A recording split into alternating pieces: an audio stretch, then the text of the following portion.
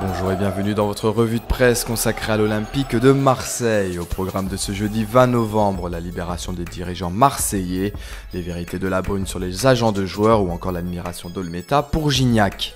Sur son site, la Provence a décrit l'étrange balai qui s'est produit devant l'évêché de Marseille ces 2 derniers jours. Des pizzas consommées par la police judiciaire, autour effectué par le chauffeur de Vincent Labrune, rien n'a échappé à ces journalistes.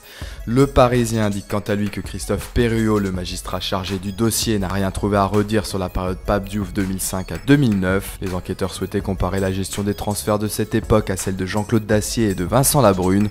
Selon les journalistes, ces 2 derniers se rejetteraient l'accident industriel du transfert de Gignac.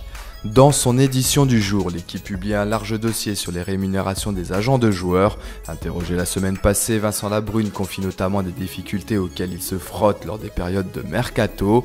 Le président de l'OM considère notamment que la moitié des agents qui ont une licence ont des couvertures pour d'autres mecs. Sur RMC, Franck Leboeuf est revenu sur les sifflets dont a été victime Lucas Digne au stade Vélodrome lors du match de l'équipe de France contre la Suède. L'ancien défenseur n'admet pas que le public puisse siffler l'un de ses joueurs. Il aurait toutefois compris si cela avait été Zlatan Ibrahimovic parce qu'il est parisien et qu'il joue avec la Suède.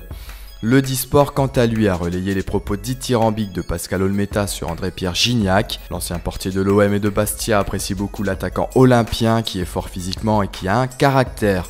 Il pense que Gignac serait parfait pour le football italien où il pourrait avoir l'impact qu'Eric Cantona avait eu en Angleterre à Manchester United.